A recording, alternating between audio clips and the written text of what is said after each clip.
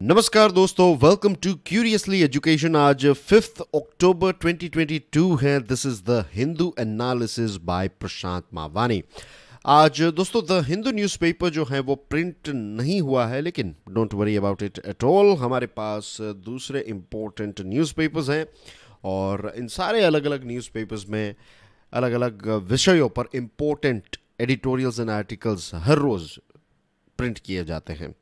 And you know कि ये जो हमारा क्यूरियसली एजुकेशन का द हिंदू एनालिसिस है, तो इसकी खास बात यह है कि हम किसी एक पर्टिकुलर पेपर पर रिलाई नहीं करते, और ये स्ट्रेटजी भी सही नहीं है। You know there are so many good papers, newspaper. पहले ऐसा वक्त था कि एक वक्त था जब द हिंदू न्यूज़पेपर जो है उसका राज चलता था, लेकिन आजकल बहुत सारे दूसरे अलग न्यूज़पेपर्स हैं। राइट, इंडियन एक्सप्रेस है, Times of India, Pioneer, Tribune, then you have Mint. Right, तो दूसरे ऐसे पेपर्स हैं। फाइनेंशियल एक्सप्रेस के कई बार आर्टिकल्स बहुत ही अच्छे होते हैं।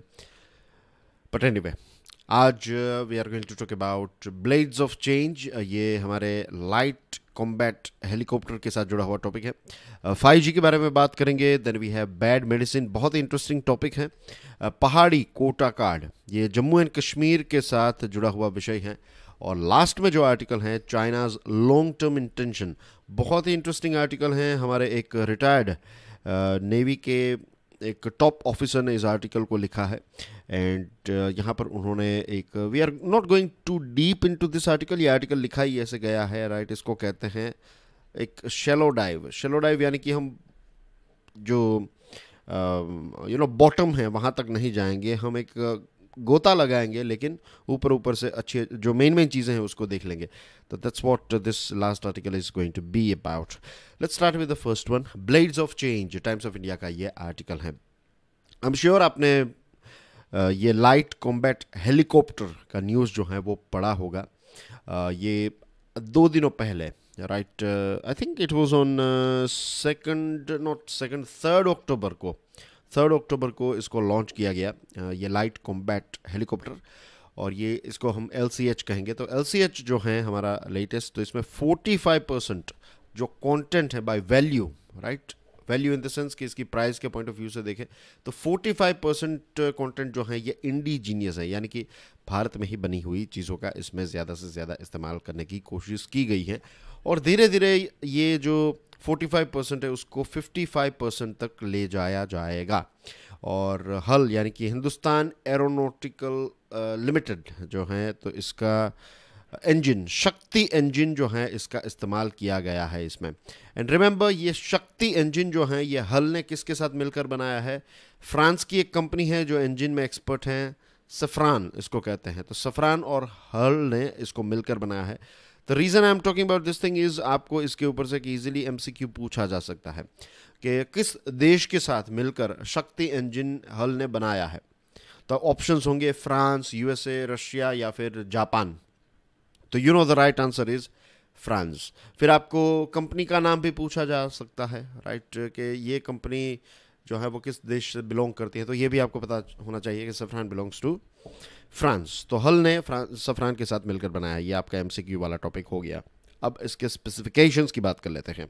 ये जो LCH है ये हाई अल्टीट्यूड एरिया के लिए डिज़ाइन किया गया है। हाई अल्टीट्यूड यानी कि ऊंची हाइट में ये परफॉर्म कर पाएगा। 20,000 फीट तक ये ऑपरेट कर जाएगा, which is a very good height.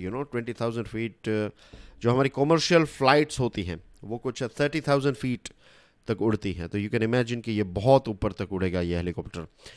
Combat के लिए इसका इस्तेमाल होगा, सर्च के लिए, सर्च एंड रेस्क्यू के लिए इसका, यानी कि लड़ाई के लिए तो होगा ही, लेकिन इसी के साथ साथ डिज़ास्टर और सर्च एंड रेस्क्यू के लिए भी इसका, तो इसकी जो वर्सिटैलिटी है वो काफ़ी है कि बहुत ऊपर उड़ना है तो भी ये कर पाएगा, और लोअर लेवल पर उड़ना है तो भी ये कर पाएगा। Of course search and rescue operation के लिए आपको थोड़ा अल्टीट्यूड जो है वो नीचा रहता है। और ये जो हेलीकॉप्टर है इससे हमारा जो डिफेंस इंफ्रास्ट्रक्चर है, particularly along the LAC with China, यहाँ पर देखिए कोई एक पॉइंट पर नहीं, पूरी जो हमारी LAC चाइना के साथ हैं, तो उस पूरी लाइन को हमें मजबूत बनाना है। राइट, पूरी LAC को और ज़्यादा डिफेंस वाइज हमें और ज़्यादा स्ट्रॉन्ग बनाना है, which is one of the most challenging thing ever for India. क्योंकि वी नो कि दूसरी तरफ चाइना जो है उनके पास एक तो इंफ्रास्ट्रक्चर की एक्सपर्टीज़ हैं, उनका काम करने का तरीका जो है वो हमसे अच्छा है, स्पीडी है, और हम इन सारी चीज़ों में थोड़े स्लो हैं, हमारी ये कोर कॉम्पिटेंसी वाला एरिया नहीं है। तो यू कैन अंडरस्टैंड उन्होंने एक लंबे समय से, और पैसों के हिसाब से भी देखे economy wise, right, they are bigger, they are much wealthier. तो ये सारे चैलेंजेस जो हैं वो इंडिया को फेस करने पड़ रहे हैं, but we are doing our level best. और इस प्रकार के हेलीकॉप्टर्स का इंट्रोडक्शन जो है, इससे हमारा डिफेंस इंफ्रास्ट्रक्चर और ज़्यादा स्ट्रॉन्ग होगा। But of course we need to do more. जैसे मैंने आपको बताया कि हेलीकॉप्टर्स जो हैं ये एक बहुत ही इंपॉर्टेंट रोल प्ले करते हैं, वर्सिटैलिटी इनकी काफ़ी रहती है, राइट। जैसे कॉम्बैट के लिए भी इस्तेमाल किया जा सकता है, रेस्क्यू के लिए भी किया जा सकता है, इमरजेंसी सिचुएशन में भी इसका इस्तेमाल किया जा सकता है। अब हमें और ज़्यादा चीज़ें को करने की ज़रूरत है। इसमें सबसे पहली चीज़ जो हमें करनी है वो ये है कि धीरे धीरे जितने भी हमारे पुराने चॉपर्स हैं, फॉर एग्जांपल चॉपर्स यानी कि हेलीकॉप्टर्स, चेतक, चीता, ये 1960s और 70s के हेलीकॉप्टर्स हैं जिनका इस्तेमाल आज भी हम कर रहे हैं। तो we need to get rid of this old choppers, right. उसकी जगह पर हमें नए इंडिजीनियस अगर पॉसिबल हैं LCH, right, light combat helicopters को और ज़्यादा इंट्रोड्यूस करने की ज़रूरत है। हमारी डिपेंडेंसी जो है ख़ास करके किस देश पर, रशिया पर, when it comes to military hardware. तो बहुत सारा सामान जो है वो हमने अभी तक इस पूरे इतिहास को देखें तो सबसे ज़्यादा सामान अगर हम किसी देश से ख़रीदते हैं हमारे डिफेंस के लिए तो दैट इज़ रशिया। लेकिन अब भारत भी अपने सारे अंडे जो हैं वो एक बास्केट में रखना नहीं चाहता है, right. We want to diversify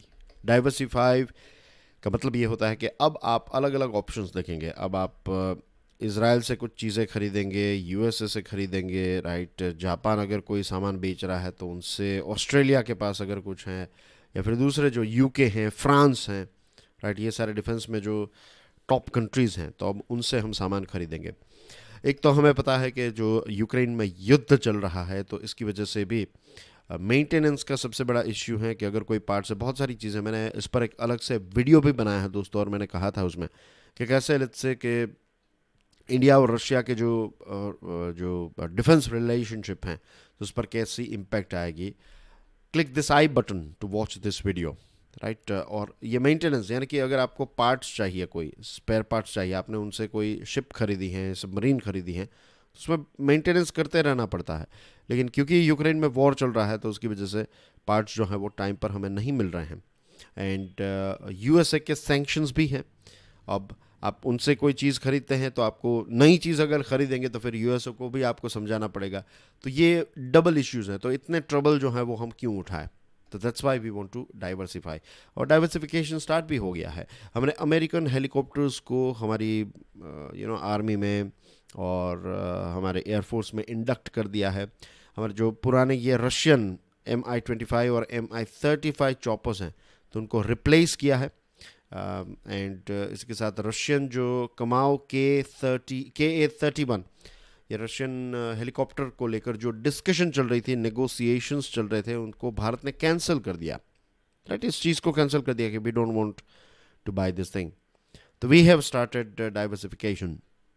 अब एक चीज़ जिसमें हमें एक्सपर्टीज़ लाने की ज़रूरत है, दैट इज़, ये क्या है, इंजन, राइट। इंडिया लैग्स इन LCH सेगमेंट। हल is tasked with developing one, कि हमें और अच्छे इंजन्स जो हैं उसको बनाने की ज़रूरत है और इसमें डीप एक्सपर्टीज़ डेवलप करने की ज़रूरत है। एक कावेरी प्रोजेक्ट हमने लॉन्च किया था ऐसे इंजन्स को बनाने के लिए, लेकिन ये फेल हो गया। बट वी नीड टू हमें ये समझना होगा एज ए कंट्री, जो इंस्टीट्यूशंस इसमें हैं उनको ये समझना होगा कि ये कावेरी प्रोजेक्ट जो है वो फेल क्यों हुआ और क्या क्या ऐसी चीज़ें जो हैं वो हम कर सकते हैं। अच्छी खबर यह है कि Stockholm international peace research institution यह कहता है कि भारत का जो एक शेयर है फॉरेन डिफेंस परचेसेस में, तो ये 2017 से 21 के बीच में देखें तो इसमें 21% ड्रॉप हमें देखने को मिला है कंपेयर टू 2012-2016।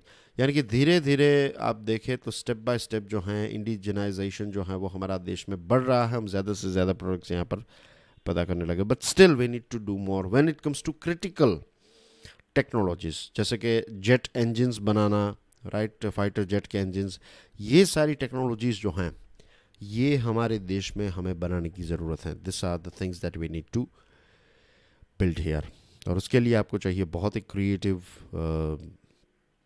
इंस्टीट्यूशंस, राइट, और उसके लिए आपको चाहिए फ्री हैंड, राइट व्यक्ति को राइट जगह पर विथ राइट पे एट राइट टाइम बिठाना पड़ेगा, तब जाकर ये सारी चीज़ें जो हैं वो हो पाएगी. रिमेंबर, जेट इंजन तो बहुत सारे देशों ने बनाया है, तो जेट इंजन को बनाने के लिए भी यू नीड HR या फिर HC, यानी कि ह्यूमन रिसोर्स या फिर human capital. We need good people, ऐसे केपेबल लोग जो हैं वो अच्छी पोजीशन पर होने चाहिए, उन पोजीशंस पर होने चाहिए जहां से वो ये चीज़ों को आगे ले जा सके.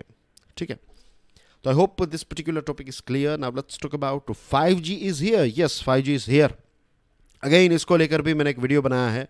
You can click this I button to watch the video. अब 5G जो है दोस्तों, ये नई अपॉर्चुनिटीज़ जो हैं उसको लेकर आएगा. इज़न्ट, हमने देखा कि कैसे 3G से जब 4G आया और 4G जब मैच्योर हुआ, उसके बाद तो कितनी सारी चीज़ें हमारे देश में स्टार्ट हो गई हैं.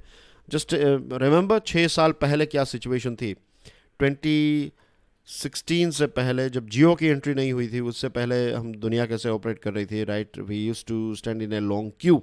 क्या आज लॉन्ग क्यू पर खड़ा रहना पड़ता? बहुत सारी जगहों पर नहीं. बैंक हर हफ्ते या फिर महीने में 4-5 बार जाना पड़ता था. बैंक लास्ट आप कब गए थे? This are just few examples, right. पढ़ाई के लिए ये सिटी उस सिटी में जाना पड़ता था, लेकिन आजकल सारी चीज़ें जो हैं अगर आप चाहें तो घर बैठे भी सारी एग्जामिनेशंस की तैयारी जो है वो घर बैठे हो सकती हैं. तो बहुत सारी चीज़ें जो हैं वो 4G ने की. अब 5G जो है वो एक नेक्स्ट लेवल पर चीज़ों को ले जाएगा.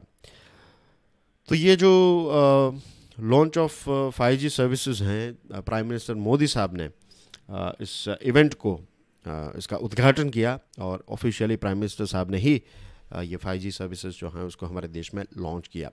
इसको लेकर जो वीडियो बनाया है, जैसे मैंने आपको बताया, वो देखना ना भूलिएगा. उसमें कुछ मैंने दूसरी डिटेल्स जो है वो एक्सप्लेन की है. एयरटेल जो है ये non standard 5G network launch करने वाला है. और नॉन स्टैंड एलोन में क्या होता है कि जो 4G का एग्जिस्टिंग नेटवर्क होता है उसी के माध्यम से ही 5G को ऑफर किया जाता है, राइट. और जियो जो है ये stand alone 5G network launch करने वाला है. और ये जो स्टैंड एलोन है, this is an new network all together. तो ये जो 4G है उसको थोड़ा अपग्रेड करके नेटवर्क जो है तो उसको अपग्रेड करके 5G सर्विसेज प्रोवाइड की जाएगी बाय एयरटेल. और जियो जो है it's going to come out with a new network for 5G. अब 1G 2G 3G के बारे में बात करें तो देखिए 1G जो है तो analog voice call, mobile connectivity की, यहाँ से बड़े बड़े फ़ोन आते थे, इतने बड़े फ़ोन लगता था कि हाथ में एक ईंट पकड़ी हुई है. फिर 2G की शुरुआत हुई, digital voice calls, text messaging, basic data service जो है यहाँ से स्टार्ट हुई. फिर 3G mobile broadband, introduction of smartphones, right. उस टाइम पर एक कंपनी बहुत फेमस थी, blackberry. I am not sure आपको पता होगा या नहीं, लेकिन ब्लैकबेरी ऐसी कंपनी थी जिसने क्या कहते थे उसको, BBM, ब्लैकबेरी मैसेंजर उसको कहते थे. और व्हाट्सएप और ये सारी चीज़ें जो हैं इसका पूरा आइडिया BBM पर ही बेस्ड है. तो BBM जो है it was so hit at that point of time. जो बिज़नेस के लोग थे, बिज़नेस के साथ जुड़े हुए, तो they used to use BBM. मुझे याद है कि BBM अगर आप यूज़ करें तो it was considered a big thing. और फ्री में आप ये टेक्स्ट जो है वो भेज सकते हैं इससे. तो ऐसी सर्विस थी अलग से. BBM ब्लैकबेरी जो है वो ये सर्विस प्रोवाइड करता था. फिर उसके बाद आया 4G और एप्पल आया, और एप्पल के साथ सैमसंग ने प्रोडक्ट्स लेकर आया. और BBM जो ब्लैकबेरी जो है वो अपने आप को अपग्रेड नहीं कर पाया, एंड दैट्स द रीज़न कि ये फेल हो गया. But anyway, fast mobile broadband uses internet protocol, means हम सब इसका इस्तेमाल कर रहे हैं, तो इसमें इंट्रोडक्शन देने की मुझे ज़रूरत नहीं है. 5G जो है इसमें एनहेंस्ड मोबाइल ब्रॉडबैंड आएगा, वायरलेस फॉर इंडस्ट्री. इसमें बहुत सारी चीज़ें होगी, right. Internet of things, artificial intelligence, big data, there are so many other things. तो this are the new exciting things just around the corner. आने वाले समय में ये सारी चीज़ें, जो 5G है उसका भी 4G जैसा ही होगा कि जैसे जैसे चीज़ें आगे बढ़ेगी वैसे वैसे हम नई नई चीज़ों को देख पाएंगे, नए इनोवेशंस को देख पाएंगे. ग्रेट चेंजेस हैव हैपेंड, जैसे मैंने आपको बताया जियो की एंट्री के बाद, राइट। अब वीडियोस जो हैं हर जगह पर हैं, वी नो स्पीड के साथ साथ नई स्पीड आने लगी, वैसे ही यूसेज जो है उसका बढ़ने लगा, तो वैसा ही 5G के साथ होगा।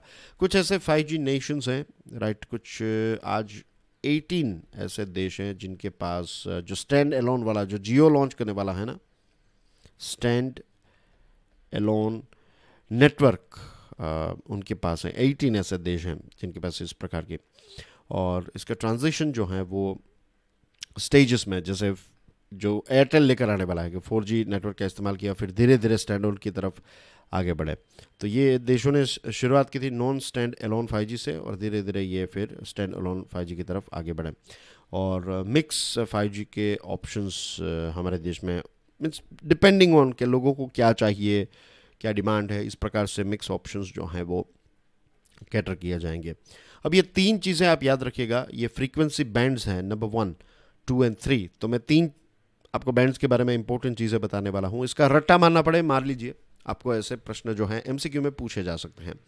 लो बैंड जो स्पेक्ट्रम है, तो ये 600 मेगाहर्ट्ज से 1 गीगाहर्ट्ज तक के हैं, और इसकी खास बात है स्पीड, और इसकी जो स्पीड और रेंज जो है ये 4G जैसी है, और इसके लिए फ्यूअर, आपको कम सेल टावर्स जो कहते हैं ना, मोबाइल टावर्स, ये कम चाहिए। दिस इज़ अबाउट, ये 5G के लिए ही है, लेकिन इसकी कुछ स्पेसिफिकेशन, टेक्निकल चीज़ें आपकी स्क्रीन पर हैं। फ्रीक्वेंसी बैंड्स, फ्रीक्वेंसी बैंड 2 की बात करें, दूसरा जो ऑप्शन है दैट इज़ मिड बैंड, तो इन एंड अराउंड 3300 मेगाहर्ट्ज, और ये स्पीड कितनी प्रोवाइड करता है, 100 से 500 Mbps की स्पीड, और सबसे ज़्यादा डिमांड में जो हैं वो यही है। एंड थर्ड वन जो है ये मिलीमीटर वेव है, 24 से 47 गीगाहर्ट्ज, और ये ग्रेटेस्ट, सबसे ज़्यादा स्पीड जो है वो ये प्रोवाइड करता है, लेकिन इसके लिए हर फ्यू 100 मीटर्स में आपको सेल टावर्स चाहिए। इसका इस्तेमाल कस्टमर्स के लिए नहीं, लेकिन इसका इस्तेमाल जो है वो प्राइवेट नेटवर्क्स के लिए ज़्यादा किया जाएगा, राइट। कंपनीज़ जो हैं वो अपने नेटवर्क, कुछ कंपनीज ऐसे लेगी, तो इसका लिमिटेड एडॉप्शन होगा। USA जो है तो उसमें टी मोबाइल ने लोअर बैंड्स से शुरुआत की, AT&T और वेरिजोन, ये कंपनीज के नाम हैं, उन्होंने मिड बैंड को अपनाया। तो हमारे देश में भी ऐसा होगा कि एयरटेल और धीरे धीरे करके ये सुपर स्पीड की तरफ आगे बढ़ेंगे जैसे इसका स्प्रेड बढ़ेगा। Bad medicine, times of India का ये आर्टिकल है, इसके बारे में बात करते हैं। एक कमेटी बैठी थी, और बैड मेडिसिन या फिर ख़राब जो मेडिसिन हैं, इसमें भी 2 प्रकार हैं, विल टॉक अबाउट इट। तो 2011 में इलाहाबाद हाई कोर्ट जो है उसने ये सजेशन दिया कि सरकार जो है टेक्नोलॉजी का इस्तेमाल करे, ताकि हम जो कहते हैं स्प्यूरियस ड्रग्स, तो उनको ट्रैक कर सकें, उनको ढूंढ निकालें, राइट।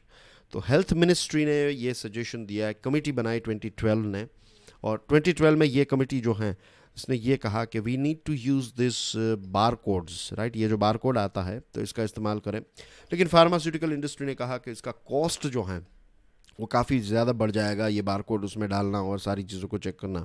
तो उस टाइम पर 2012 में, आज से 10 साल पहले जो है वो ये चीज़ें कॉस्टली हुआ करती थी, लेकिन आज वी नो के we can use QR code and it's very cheap, isn't it. 2 प्रकार के चैलेंजेस हैं, this is very very important for you guys to understand. Drugs and cosmetics act है हमारे देश में, और नंबर 1 चैलेंज जो है दैट इज़ स्पूरियस ड्रग्स। इसका मतलब क्या होता है, एक डेलिब्रेट अटेम्प्ट होता है चीट करने के लिए, तो this is called spurious drugs. दूसरे जो हैं दिस इज़ सब स्टैंडर्ड ड्रग्स। इसमें क्या है कि ये बनाए तो जाते हैं लाइसेंस्ड फर्म के द्वारा, लेकिन इनकी जो क्वालिटी है ये काफ़ी इन्फीरियर होती हैं। तो ये वाला जो नंबर 1 है, इट्स लाइक आप कह सकते हैं फेक ड्रग, राइट, इलीगल हैं, फेक हैं। और सेकंड जो है ये बनाया तो लीगल के, लेकिन इसकी क्वालिटी जो है वो बहुत ही ख़राब रहती है, और सबसे बड़ा चैलेंज इसका ही है। ये फेक वाले तो आप पकड़ लेंगे, रेड मारेंगे और पकड़े जाएंगे, लेकिन जिनके पास लाइसेंस है लेकिन क्वालिटी उनकी चीप आ रही है, और उसकी वजह से जो नुकसान हो रहा है, दिस इज़ है बिग थिंग। और ज़्यादातर ये जो इलीगल ड्रग्स है ना, वो इतने ज़्यादा, सारी चीज़ों के इलीगल ड्रग्स नहीं बनते। इलीगल ड्रग्स के या फिर ये जो स्पूरियस ड्रग्स हैं, तो आप समझ लीजिए कि जो हाई वैल्यू ड्रग्स हैं, हाई वैल्यू की बात करें तो लेट्स से कोई कोई डिफ़िकल्ट ऐसा कैंसर है तो उसके ड्रग्स जो उसकी फेक मेडिसिन जो हैं वो बनाई जाती हैं ताकि पैसे कमाए जाए, लेकिन हर किसी चीज़ की फिर छोटी बड़ी पैरासीटामोल्स की डुप्लीकेट्स आपको नहीं मिलेगी। एनफोर्समेंट की बात करें तो पिछले 5 सालों के अंदर मार्च 2021 तक राज्य सरकारों ने, सेंट्रल गवर्नमेंट्स ने बहुत सारी रेड्स भी कंडक्ट की, और हमारे जितने भी स्टेट्स हैं वो एनुअली हर साल कुछ 77,000 से 85,000 सैंपल्स जो हैं उनको इनका रिव्यू करते हैं, और पता चला कि सब स्टैंडर्ड ड्रग्स जो हैं ये 3 to 4% है। स्पिरियस ड्रग्स जो हैं ये आप देखिए अगेन 0.1 से 0.3% है। तो बड़ा चैलेंज जो है ये स्पिरियस ड्रग्स का नहीं है, सब स्टैंडर्ड ड्रग्स का है। तो what we can use is we can use QR code से फटाफट इलीगल ड्रग्स पकड़े जाएंगे, राइट। स्पिरियस ड्रग्स जो है वो उनको हम इजीली हंट डाउन कर पाएंगे। लेकिन जैसे मैंने आपको बताया कि बड़ा प्रॉब्लम जो है ये सब स्टैंडर्ड ड्रग्स का है, और इसको हटाने के लिए we need inspection teams. Inspection teams जो है उनकी स्ट्रेंथ अच्छी होनी चाहिए, स्किल्स अच्छी होनी चाहिए, उनके पास वो टूल्स होने चाहिए। अगर वो करप्शन फ्री एनवायरनमेंट रहेगा, राइट, कि अगर टीम ने रेड मारी और फिर कॉल आ गया कि उनको जाने दो, तो फिर कुछ नहीं होगा, तो ऐसी proper right authority, right responsibility, एक बैलेंस होना चाहिए। अगर मैं आपको रिस्पॉन्सिबिलिटी देता जाऊँ लेकिन आपको अथॉरिटी ना दूँ तो आप फंक्शन नहीं कर पाएंगे। आप सोचिएगा इसके बारे में। लेट्स से कि you are a manager, right. अब मैंने आपको रिस्पॉन्सिबिलिटी ये दी है कि बिज़नेस जो है उसको आपको अच्छी तरीके से देखना है, इसमें कोई भी ऐसा ही खामी जो है वो नहीं रहनी चाहिए। आप कहते हैं okay, you are happy with it, आपने स्टार्ट किया।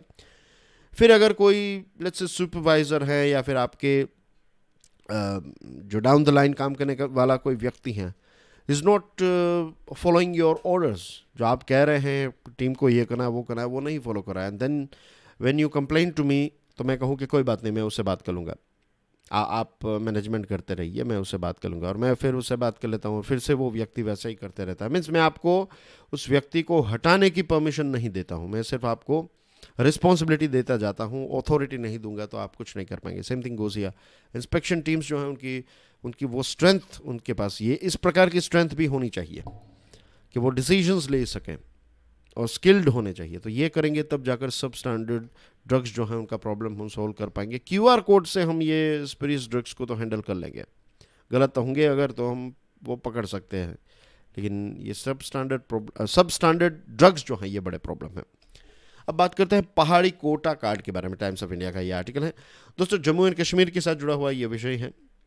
चलिए, अच्छी बात है कि जम्मू एंड कश्मीर में कुछ ऐसी बात भी अब स्टार्ट हो चुकी है कि कुछ कम्युनिटीज़ को ऐसे रिजर्वेशंस, अब रिजर्वेशन अब अच्छा गलत है, दैट्स अ डिफरेंट टॉपिक, लेकिन जब किसी पर्टिकुलर कम्युनिटी को रिजर्वेशन देने की बात आती है तो कहीं ना कहीं पॉलिटिकल एक प्रकार का डिस्ट्रप्शन क्रिएट होता है। और जम्मू एंड कश्मीर के लिए इम्पोर्टेंट इसलिए क्योंकि ये यूनियन टेरिटरी है, और ऑफ कोर्स इसका फ्यूचर जो है वो यही है कि आज नहीं तो कल इसको स्टेट में वापस तब्दील किया जाएगा। लेकिन जब भी कोई नए कैंपेन्स, पॉलिटिकल कैंपेन्स की शुरुआत होती हैं या फिर होने वाली होती हैं, ऐसा कुछ होता है, तो सरकारें जो हैं वो नए रिजर्वेशंस के बारे में बात करती है। सिर्फ सरकारें नहीं, ऑपोजिशंस भी कहती हैं कि अगर हम पावर में आएंगे तो हम आपको रिजर्वेशन देंगे। तो यहाँ पर बात हो रही है पहाड़ी, यानी कि पहाड़ी कम्युनिटी की, राइट। उनको रिजर्वेशन देने की बात जो है वो सेंट्रल गवर्नमेंट ने बताई है, और ऑफ कोर्स उनको शेड्यूल्ड ट्राइब का स्टेटस दिया जाएगा, उनको एजुकेशन और जॉब्स में ऐसा रिजर्वेशन मिलेगा। ये एक ख़बर है, ये एक मेन चीज़ है। अब कुछ कम्युनिटीज़ जो हैं वो इस चीज़ से काफ़ी डिसएंचेंटेड है, यानी कि खुश नहीं है। फॉर एग्जांपल गुज्जर्स, जिनके पास शेड्यूल्ड ट्राइब का स्टेटस है, तो उनके लिए ये उनको ये पसंद नहीं आया है कि ये पहाड़ी कम्युनिटी को अगर आप ये देंगे, ST स्टेटस देंगे, तो फिर ऐसा होगा कि हमें उनके साथ compete करना पड़ेगा। जो अपॉर्चुनिटीज़ हमें मिल रही हैं तो उसमें एक हिस्सा जो है वो हमें उनको देना पड़ेगा। तो they are not happy with this thing.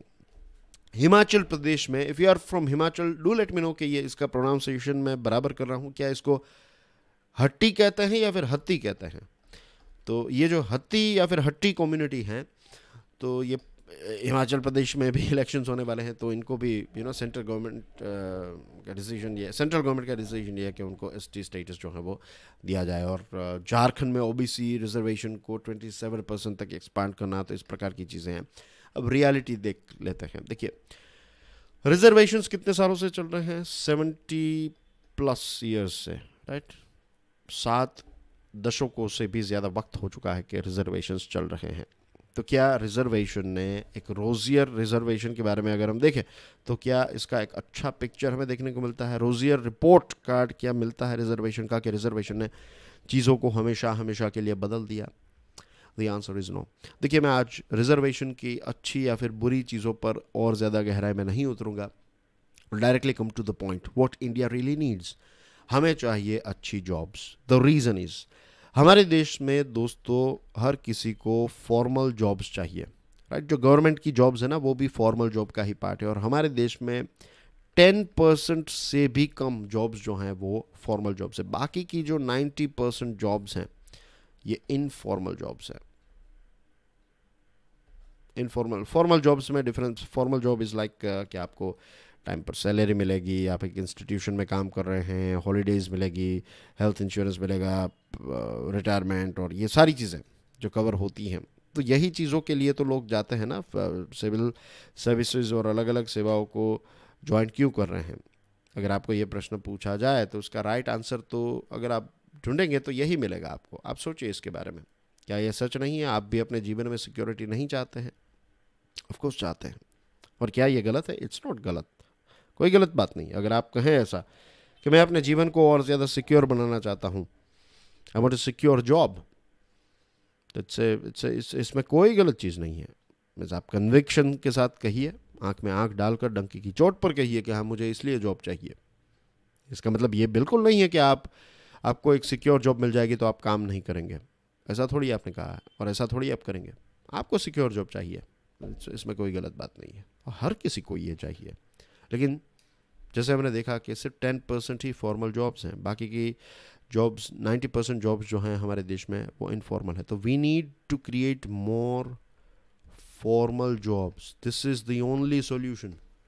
अगर प्राइवेट में, just I will ask you one question, इसका ऑनेस्टली जवाब दीजिएगा। If you are from OBC, SC या फिर एसटी, राइट, ये जिनको भी जितना भी रिजर्वेशन मिलता है, अगर कोई ओबीसी का लड़का है या फिर लड़की है, मास्टर्स ख़त्म करने के बाद उन्होंने मास्टर्स की पढ़ाई कर ली या फिर बैचलर की पढ़ाई कर ली, और उसके बाद उनको एक प्राइवेट कंपनी में, लेट्स से टाटा में 1 लाख रुपीज़ पर मंथ का पैकेज वाली जॉब जो है वो मिल जाती है, तो क्या ये 1 लाख रुपए की जॉब छोड़कर कोई भी व्यक्ति, कोई भी इंसान जो है वो सिविल सर्विसेज में, बहुत कम होंगे, बहुत कम, लेकिन क्या वो सिविल सर्विसेज में, ऐसा नहीं है कि जाएंगे ही नहीं, लेकिन कितने लोग जाएंगे 1000 में से? आप खुद सोचिए इसके बारे में, बहुत कम ना, क्योंकि they are getting a very good salary. इतनी सैलरी तो आईएएस की स्टार्टिंग में नहीं होती है, और फिर ये तो आपकी शुरुआत की सैलरी है। जस्ट इमेजिन कि 5 साल के बाद ये 5 लाख भी हो सकती है, 10 लाख भी हो सकती है, या फिर आपने अपना खुद का बिजनेस भी स्टार्ट कर लिया। तो इतनी फॉर्मल जॉब्स, और यहाँ पर मैंने टाटा का एग्जांपल दिया कि टाटा में आपको कंपनी, टाटा की जॉब्स जो होती है वो फॉर्मल होती है फॉर एग्जांपल, तो ऐसी जॉब्स मिल रही हैं, तो फिर मीन्स इतनी हर जगह पर ऐसी जॉब्स अवेलेबल हैं कि अगर आप क्वालिफाइड है तो आपको जॉब मिल जाएगी। तो फिर लोग जो हैं, आप देखेंगे कि धीरे धीरे करके ये गवर्नमेंट जॉब्स का चार्म जो है वो भी कम हो जाएगा। अभी इसका चार्म इसीलिए भी ज़्यादा है, लोग मानेंगे नहीं, लेकिन हर किसी को एक सिक्योर जॉब चाहिए ताकि शादी हो जाए, ये जो भी कल्चरल चीज़ें हैं ये सारी चीज़ें हो जाए, फैमिली को सपोर्ट कर सके, शादी हो जाए, एक्सेट्रा। इसमें कोई भी चीज़ गलत नहीं है, लेकिन कोर डिमांड जो है वो यही है, एक सिक्योर जॉब मिल जाए।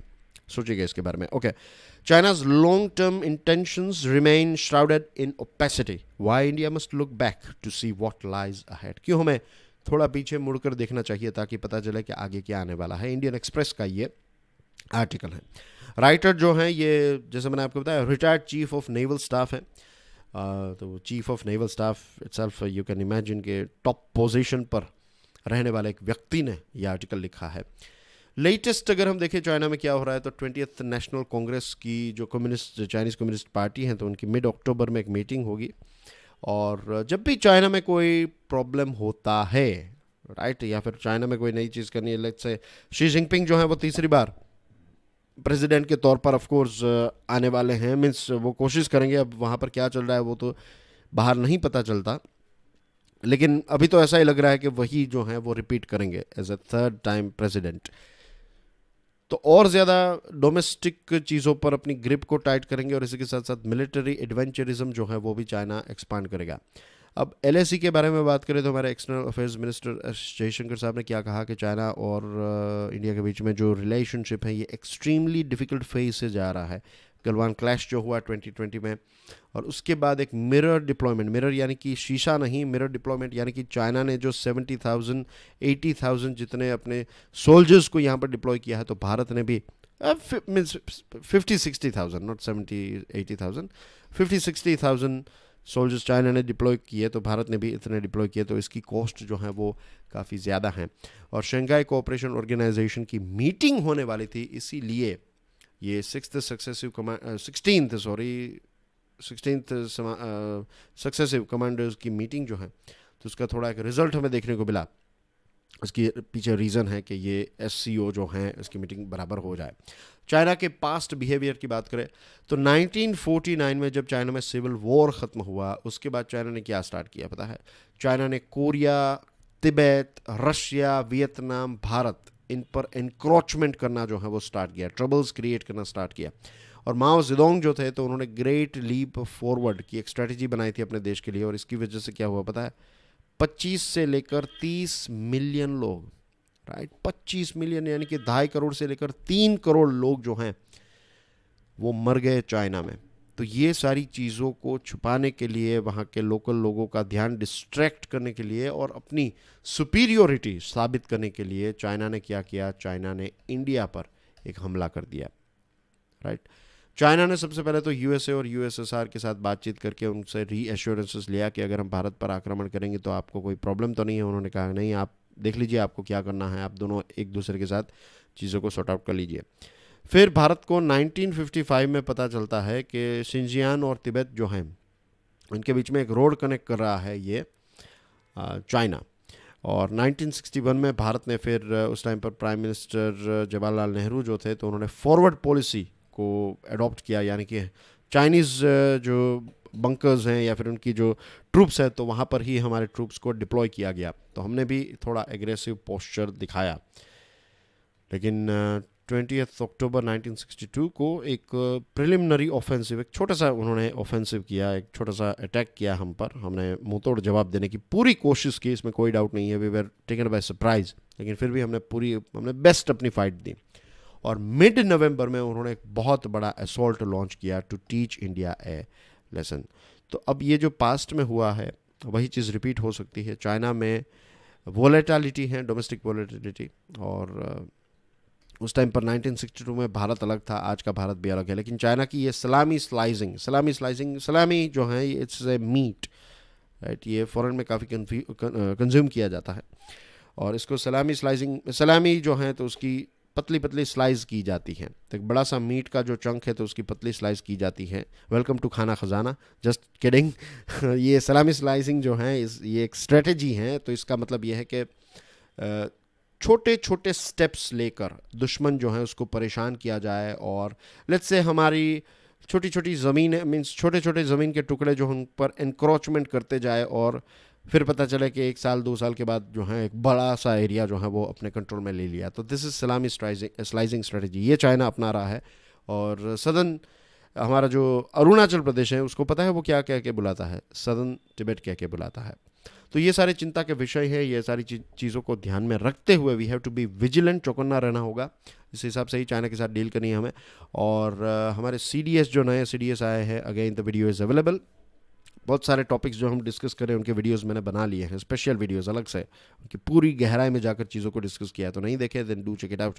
तो 9 महीने का डिले हुआ, राइट, जो हमारे रावत साहब का निधन हुआ, उसके बाद हमें नए CDS चाहिए थे, तो 9 महीनों के बाद, तो it sends A mix signal कि क्या अभी भी हमारे यहाँ पर रेड कारपेट और ये सारी चीज़ें, और अब जो नए CDS हैं उनको एक whole of government Chinese specific strategy कि economically, financially, strategically, right, military wise, हर एंगल में सारी हमारी as a whole of government, यानी कि हम सब मिलकर, जितने भी स्टेक होल्डर्स हैं भारत के सारे मिलकर जो हैं, ऐसी स्ट्रेटजी हमें बनानी होगी कि चाइना को हम कंट्रोल कर सकें.